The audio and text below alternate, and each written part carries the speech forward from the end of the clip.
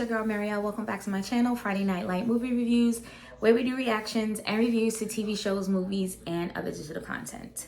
I definitely have been MIA. I missed you guys. I've been held up in my own mental health for the past 3 months. I do apologize for everyone that stayed with me, stuck it out with me. I thank you so much. I appreciate you so much.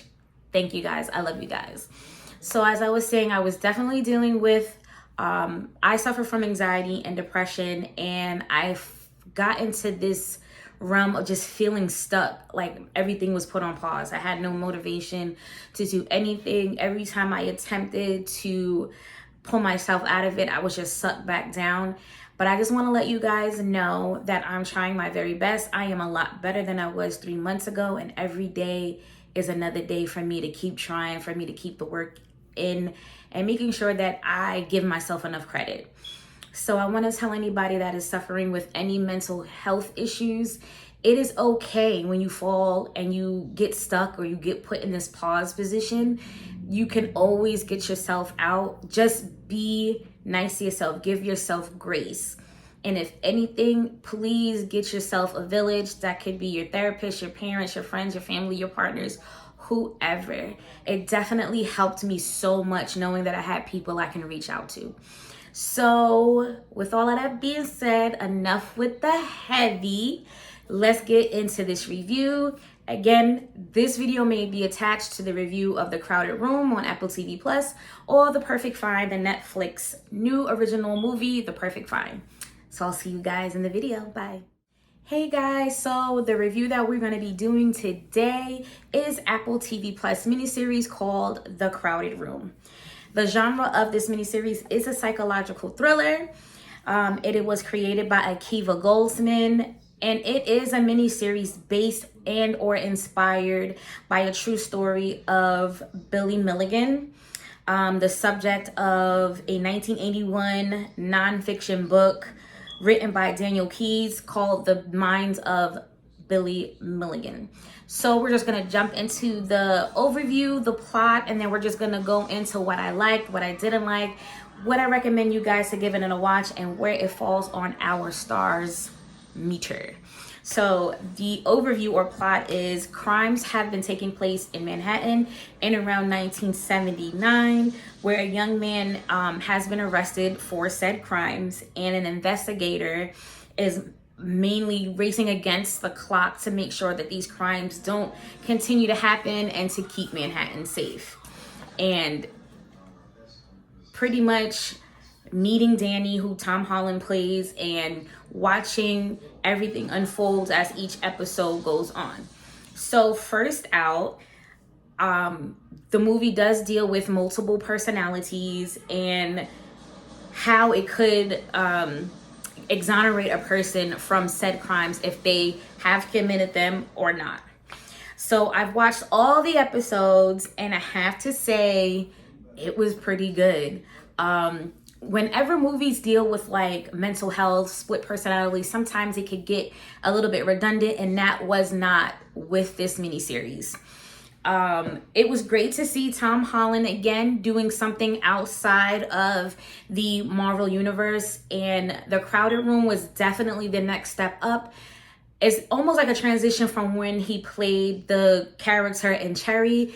I mean, it just got better. This is the next step, and he really went in with these acting chops. I tip my hat off to Tom Holland, because sometimes it can be a little bit difficult. Like I don't know, but I'm just saying, you know, moving from one genre to the next, you know, people kind of have this, I'm not sure if it's going to work out feeling, but Tom Holland definitely did it. He was great in this miniseries. This miniseries does promote mental health, mental illness, and how much of a taboo it was then and still sometimes, you know, in this time frame now. So I do give my claps and the flowers to the creator for bringing mental illness awareness to a miniseries / movie. We don't really get to see it in a way where there is kind of grace being implemented in the movie. The way the So I want to say it was perfectly casted. I love Amanda Seyfried. She always tackles roles that are not like common to what you would think that she would go after, and she always shows her acting chops. She always shows how she goes in, and it's never a disappointment. So talking about the character Danny, who was played by Tom Holland, there is a couple of scenes in episode 6 where we see his facial expression, actually his whole body, all of that change when he is transitioning to a personality that he has. The best example that I can give you, it was giving very much Split, the movie that came out with James McAvoy, who also played a role of multiple personalities.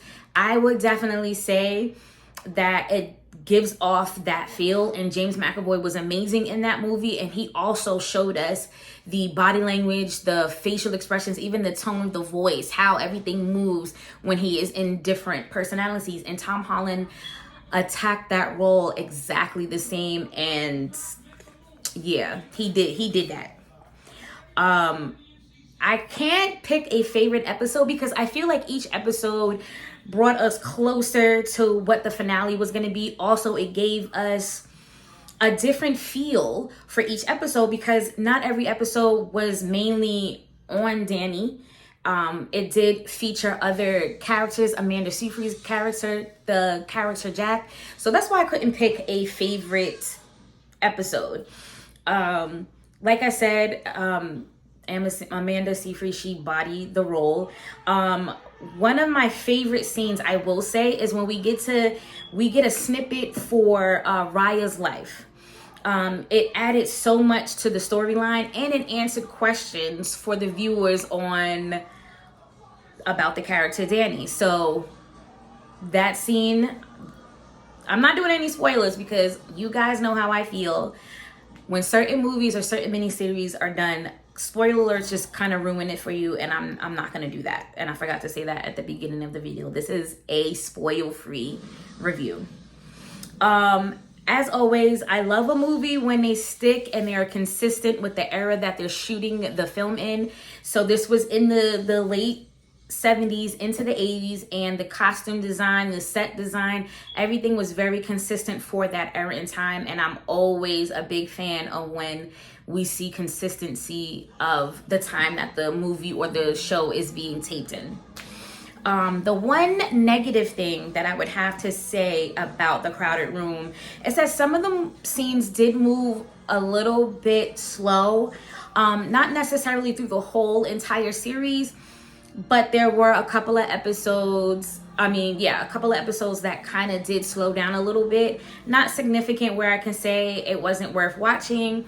For an example, the scenes with Danny and Jack, they kind of felt repetitious, and they definitely could have been shorter to get to the point. But other than that, I thought this miniseries was great. I thought each and every character that was in this series, hands down, delivered, and I found this miniseries very, very interesting because I am a big fan of psychological thrillers. So overall, the miniseries is amazing. Where does it fall in our stars category? I am giving The Crowded Room 4 stars. It didn't get the 5, just like I've said before. Some of the scenes were a little bit repetitious, and some of them were a bit too long where they could have been cut short.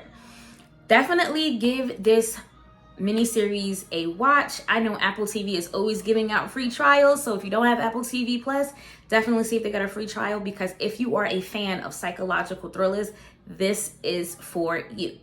So as always, we are at the end of the video. Again, I thank you guys for sticking it out for me, and as always, don't forget to hit me up on my other social media platforms: TikTok, Instagram, Facebook, and Twitter. So be courageous, stay safe, and I'll see you guys in the next one. Bye.